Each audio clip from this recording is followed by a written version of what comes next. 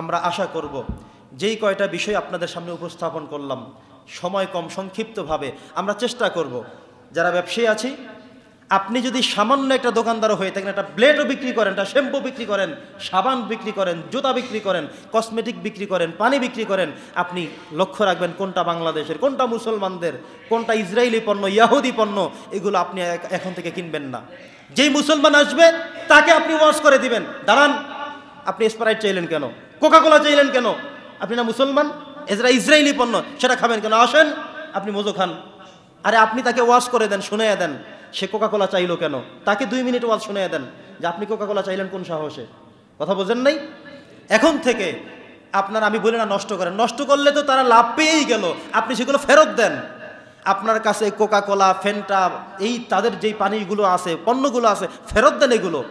আপনি এগুলো আগুনে জ্বালিয়ে দিলেন ফেলে দিলেন তো কী লাভ হলো তাদেরকে তো লাভ দিয়েই দিলেন এখন এগুলো নষ্ট করে লাভ নেই বরং এই সবগুলো আমি বলবো প্যাকেট করে ফেরত দেন যে ভাই এখন কেউ কিনে না এখন এগুলো কেউ খায় না এটা ইসরায়েলি পণ্য মুসলমান নিধন করে যে ব্যবসা দিয়ে আমরা এগুলো আজকে থেকে বয়কট করলাম কেউ আমরাও বেচবো না মানুষও কিনে না এগুলো নিয়ে যান কথা বোঝেন নাই। এরপরে তারা বুঝুক তারা লাভ থেকে মুক্ত থাকুক আর বাংলাদেশি পণ্য যেগুলো মুসলমানদের যেগুলো বানায় সেগুলো কিনে কিনে মুসলমানদেরকে উপরে উঠান চেষ্টা করেন। দেখেছি এটা যে মুসলমানদের পণ্যগুলো আমরা কিনতে চাই না এই ইসরায়েলি পণ্য ইয়াহুদিদেরগুলোই বলে এগুলো সব ভালো কিন্তু এগুলো ভালো কোন ভালো ইমানের জায়গায় এই জিনিসগুলো কখনো ভালো হতে পারে না। আমরা কি সিদ্ধান্ত নিতে পারি আজকে থেকে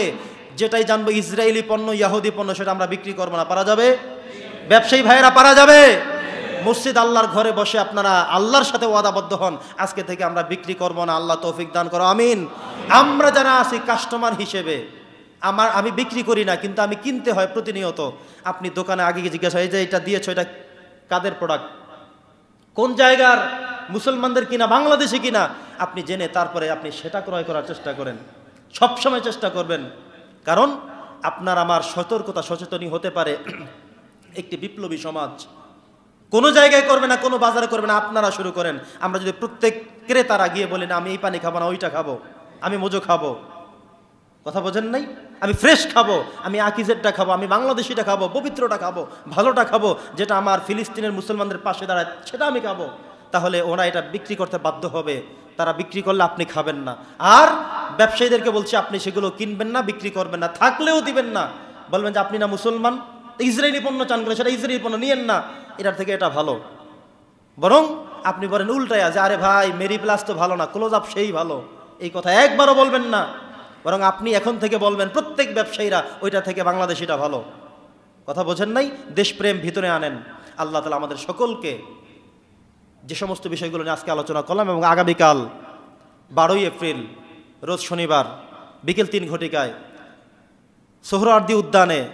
ফিলিস্তিনের মুসলিম মুসলমানদের পাশে দাঁড়াবার জন্য যেই সিদ্ধান্ত গ্রহণ করা হয়েছে প্যালেস্টাইন সলিডারিটি মুভমেন্ট বাংলাদেশ নামে মার্চ ফর গাজা নামে যেই শিরোনামে আয়োজন করা হয়েছে সেই আয়োজনে আমরা যারা আছি যদি পারি অংশগ্রহণ করব যদি নাও পারি আমার পক্ষ থেকে যেন অন্তত কেউ গিয়েছে সেখানে অন্তত এতটুকুন স্যাটিসফাই যেন থাকি আমার ছোট ভাই তাকে ফোন করে বলে দেব আমার সন্তান তাকে বলে দেব আমার ভাই থাকে তাকে বলে দেব আমার বন্ধু আছে তাকে বলবো সেখানে যেতে পারলে কিছু টাকা পাঠিয়ে দেবো ভাড়ার জন্যে তবুও আমি শারীরিকভাবে যেতে না পারলেও মানসিকভাবে আমি যেন কালকে ঢাকায় থাকি সোহরাওয়ার্দী উদ্যানে সংহতি জানাতে একই সাথে আমরা যেন জীবনের শেষ অবধি মুসলমানদের পক্ষে থাকতে